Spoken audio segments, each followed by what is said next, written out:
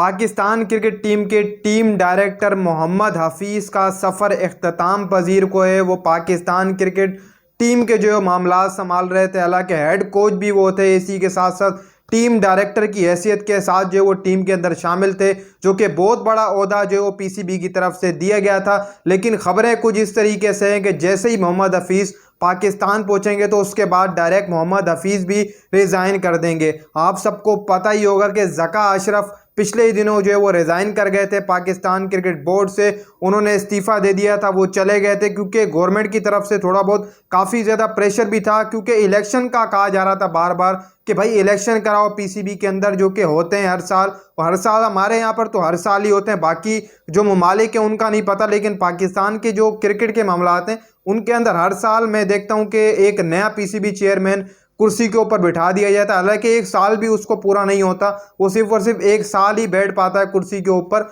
और फिर उसको हटा दिया जाता है। इससे पाकिस्तान क्रिकेट को काफ़ी ज़्यादा तगड़ा नुकसान पहुंचने वाला है, आगे चल के भी बहुत ज़्यादा हमें इस चीज़ का नुकसान उठाने वाला है, क्योंकि साल के अंदर तीन जो है वो पिछले साल जो गुजरा उसमें 3 कुर्सियां बदली पीसीबी के अंदर, जिसमें हेड कोच भी थे और इसके अलावा टीम मैनेजमेंट में कितने लोग शामिल थे वो भी चेंज हुए। मोहम्मद हफीज़ को लाया गया, मिकी आर्थर ने पिछले ही दिनों रिज़ाइन दिया, ब्रेट ब्रन ने भी पिछले ही दिनों रिज़ाइन दिया, वो भी चले गए, अब वो वापस तो नहीं आएंगे। लेकिन यहाँ पर ये है कि अब जो अगली कुर्सी पर शाह खबर को बिठाया जाएगा, यानी कि उनको उनकी निगरानी में इलेक्शन करवाए जाएंगे, वो कुर्सी पर बैठेंगे, फिर उसके बाद उनमें इलेक्शन होंगे, फिर उसके बाद ये फैसला किया जाएगा कि जो नेक्स्ट पीसीबी रहने वाला है वो कौन रहेगा। लेकिन तगड़ा उम्मीदवार जो बताया जा रहा है, नजम सेठी का नाम आ रहा है कि नजम सेठी तगड़े उम्मीदवार रह सकते हैं अगली कुर्सी के लिए। इसके अलावा मुस्तफ़ा रमदे का भी नाम सामने आ रहा है कि मुस्तफ़ा रमदे भी नेक्स्ट पीसीबी चेयरमैन बन सकते हैं। इसके अलावा बात करें मोहम्मद हफीज़ की, तो मोहम्मद हफीज़ ने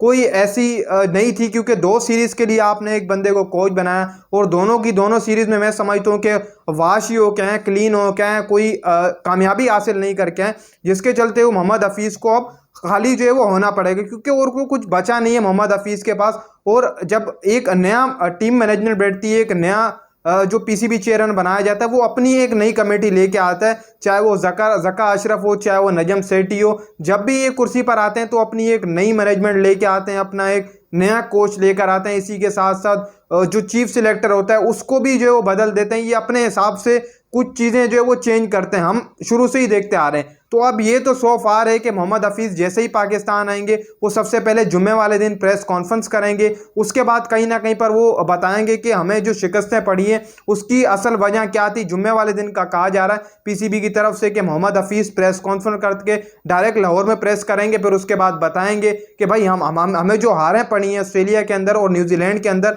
वो क्यों पड़ी, उसकी वजह दर हकीकत क्या थी, क्या कॉम्बिनेशन चेंज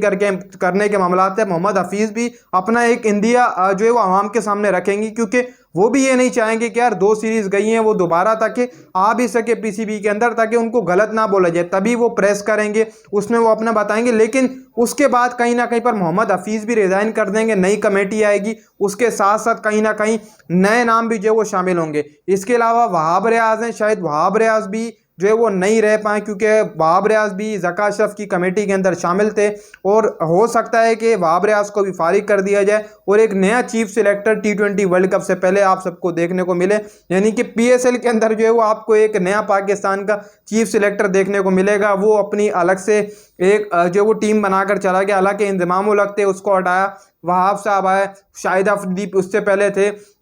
कितने नाम बेशुमार हमारे जो कुर्सियों के ऊपर बैठे हैं जिनको चीफ सिलेक्टर बिठाया गया, लेकिन वो मैच 2 या 3 महीने सिर्फ और सिर्फ 1 या 2 सीरीज कुर्सी पर बैठ सके, उसके बाद उनको फारिग कर दिया गया। हो सकता है कि हफीज़ के साथ साथ अपना जो वहाब रियाज है उनको भी फारिग किया जाए, उनकी जगह नया चीफ सिलेक्टर लेकर आया जाए। इसी के साथ साथ दीगर जो लोग रहने वाले हैं मैनेजमेंट के अंदर, जितनी भी ज़का अशरफ साहब की मैनेजमेंट थी उसको भी फारिग कर दिया जाएगा। अब यहाँ पर ये देखना होगा कि मोहम्मद हफीज़ खुद रिज़ाइन करते हैं या फिर उनसे जो है वो कहा जाएगा कि आप रिज़ाइन करें, लेकिन ये हकीकत है कि इसी हफ्ते के अंदर अंदर मोहम्मद हफीज़ रिज़ाइन कर देंगे। उन्हीं के साथ साथ क्या पता वहाब रियाज और जो पूरी कमेटी ज़का अशरफ की थी वो भी जो है हमें जाती हुई दिखाई देने वाली है। और जैसे ही अब गवर्नमेंट ऐलान करेगी, यानी कि इलेक्शन होंगे बोर्ड के अंदर, जो कि शाह खबर कराएंगे, उनकी एक मैनेजमेंट होगी, वो इलेक्शन के लिए जाएगी, फिर उसके बाद इलेक्शन होंगे, एक नया पीसीबी चेयरमैन जो फिर बिठाया जाएगा। इलेक्शन करवाने ज़रूरी होते हैं पीसीबी के अंदर।